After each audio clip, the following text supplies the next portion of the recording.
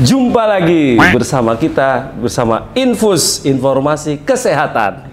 Dok, kebalik dok, harusnya saya. Wah, dokter Arif sepertinya sangat bersemangat banget nih sobat sehat.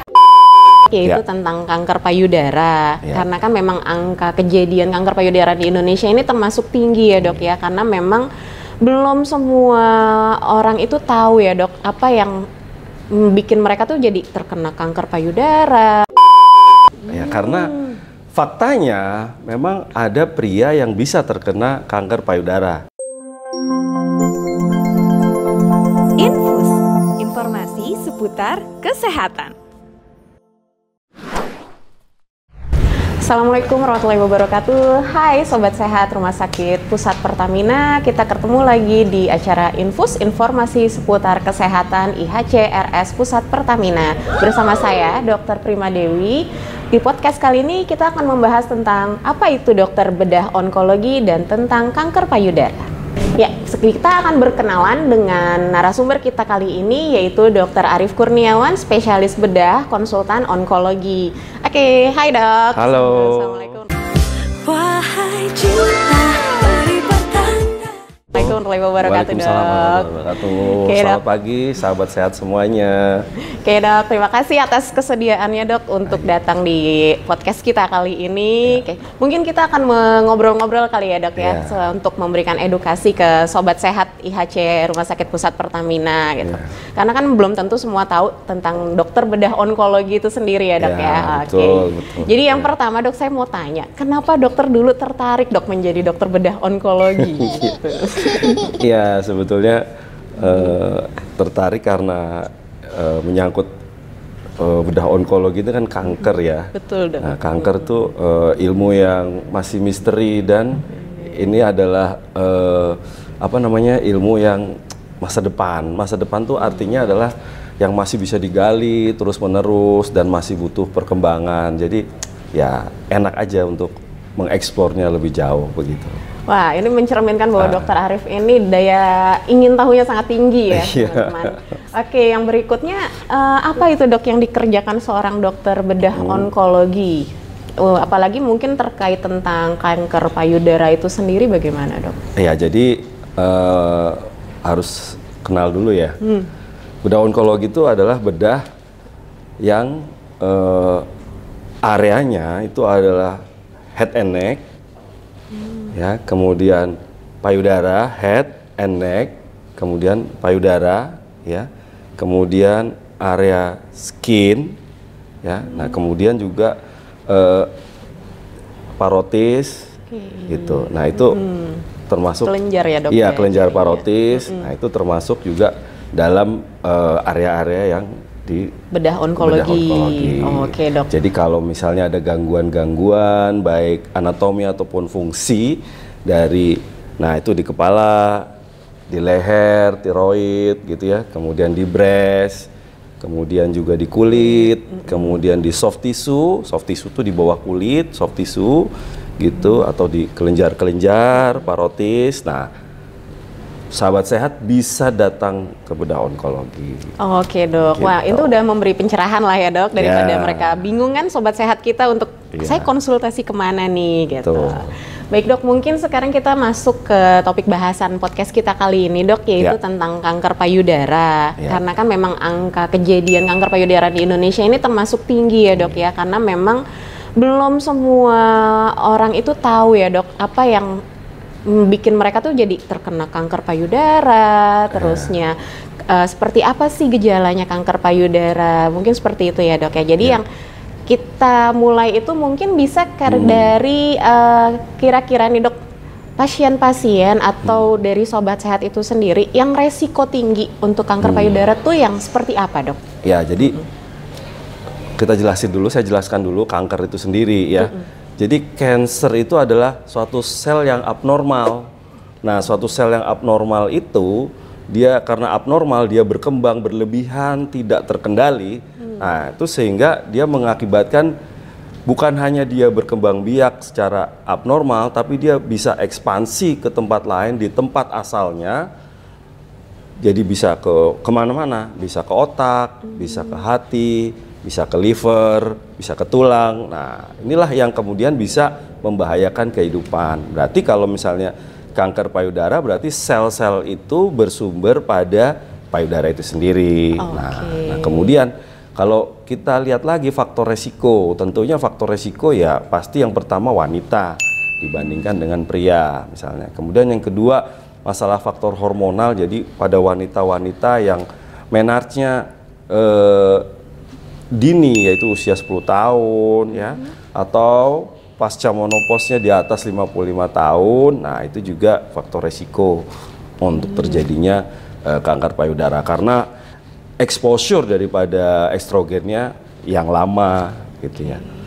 Kemudian juga wanita-wanita yang tidak menyusui, nah itu juga faktor resiko tinggi untuk terkena kanker payudara.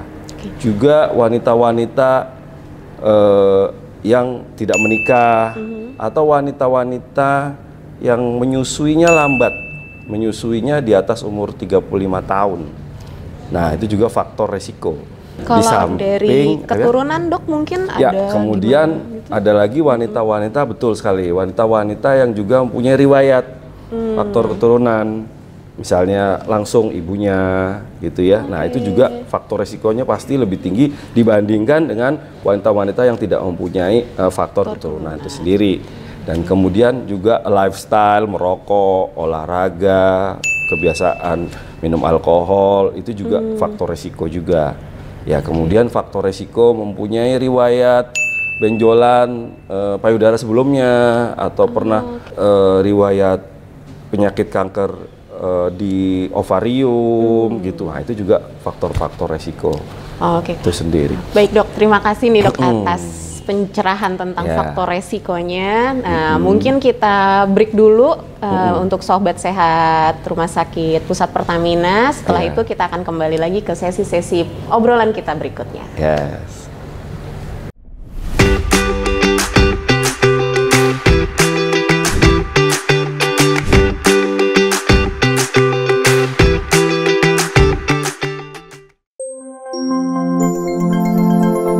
Infus, informasi seputar kesehatan.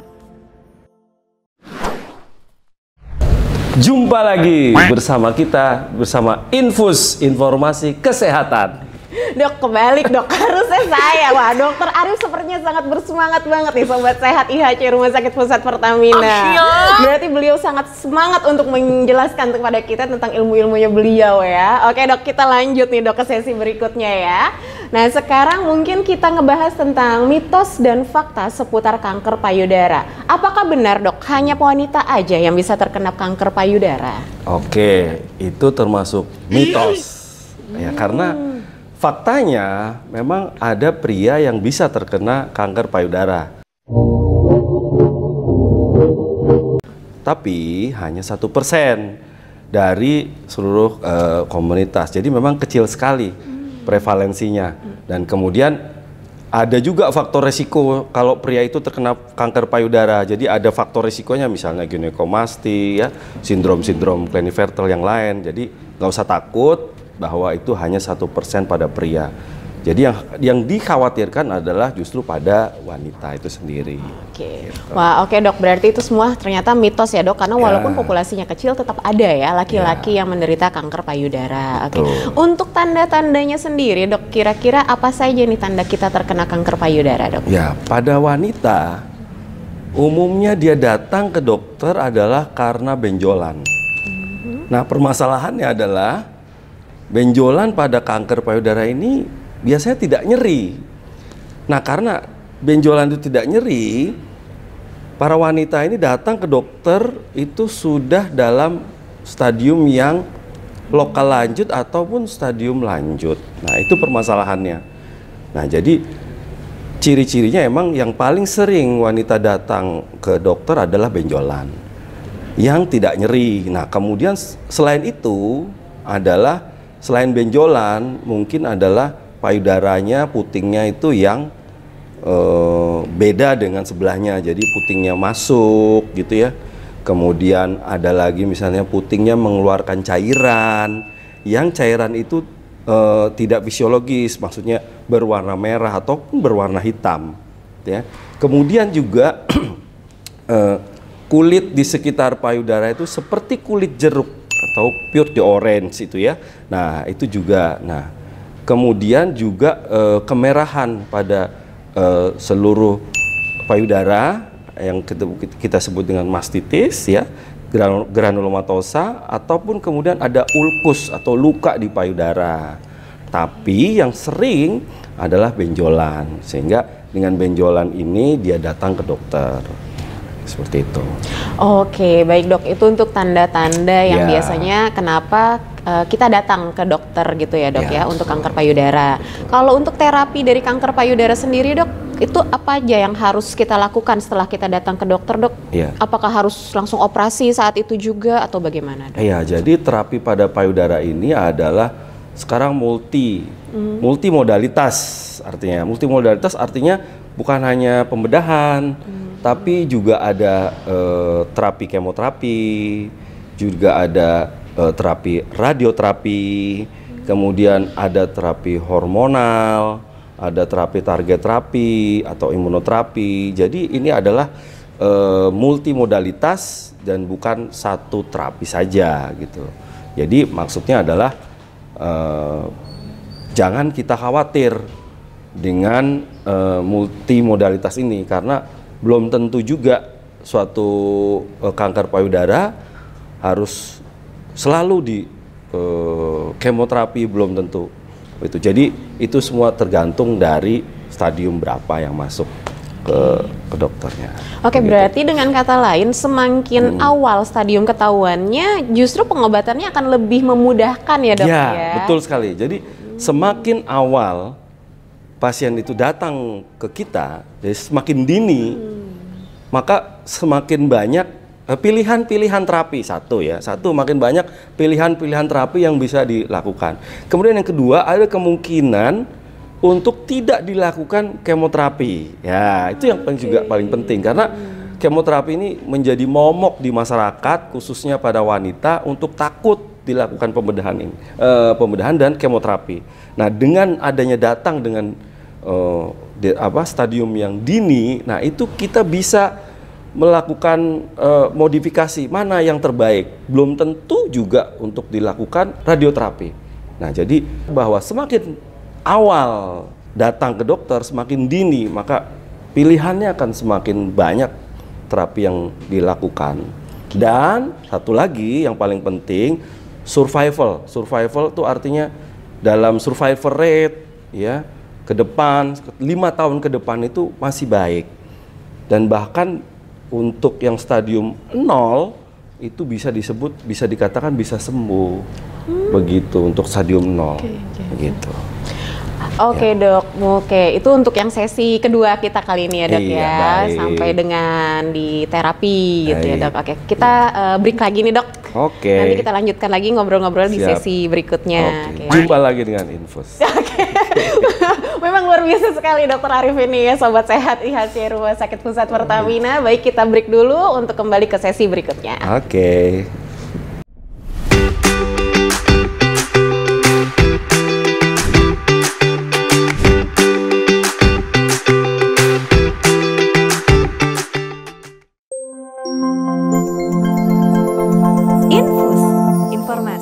Seputar kesehatan. Halo Sobat Sehat IHC Rumah Sakit Pusat Pertamina, kita kembali lagi di sesi berikutnya dalam program Infus, informasi seputar kesehatan bersama Dr. Arif Kurniawan. Kita membahas tentang kanker payudara. Nah, sekarang kita masuk ke topik tadi dok, kita kan ngebahas terakhir tuh semakin dini kita dapat gejalanya, semakin pilihan terapinya banyak dan angka keberhasilan terapi juga lebih tinggi. Betul. Dok. Nah, jadi apa yang seharusnya kita lakukan nih untuk sobat sehat IHC Rumah Sakit Pusat Pertamina supaya mereka bisa, wah kayaknya saya curiga nih ada ke arah kanker payudara, atau ini benjolan saya normal atau enggak ya gitu. Mungkin begitu dok. Ya baik, kuncinya adalah deteksi dini. Jadi early detection is the best protection. Jadi deteksi dini itu ada yaitu periksa payudara sendiri.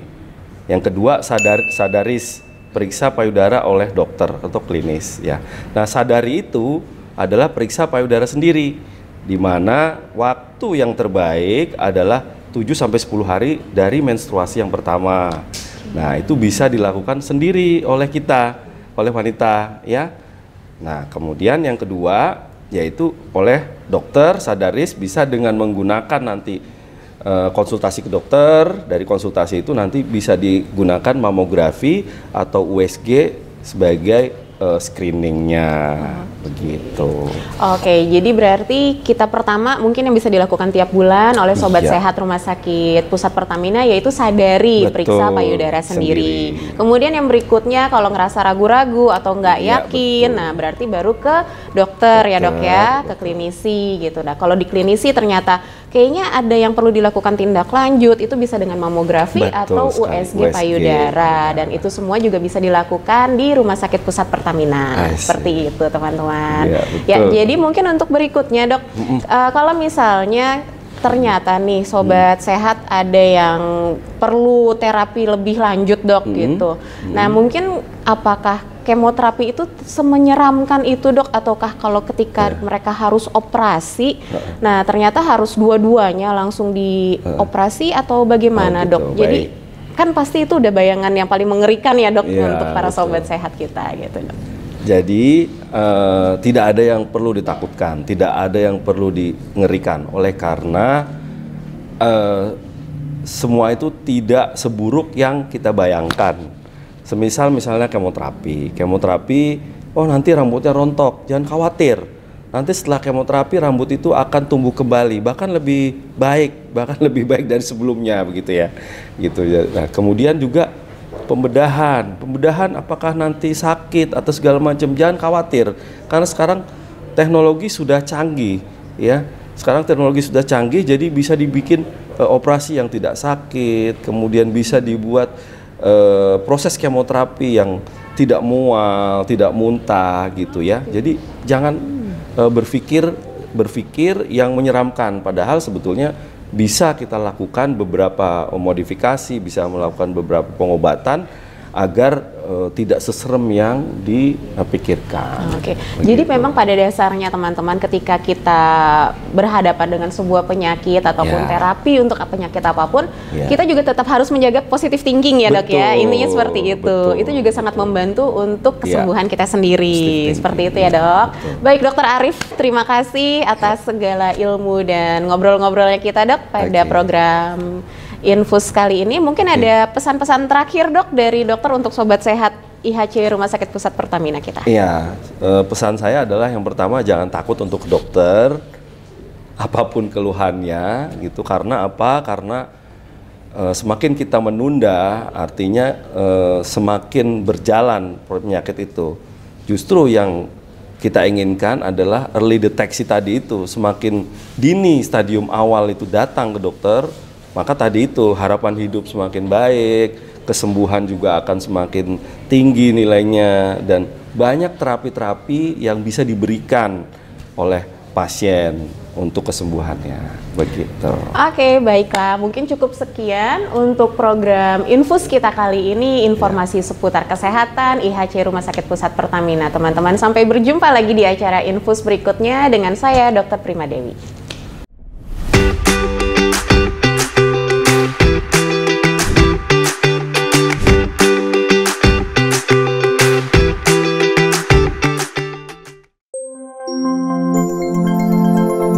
Infus, informasi seputar kesehatan.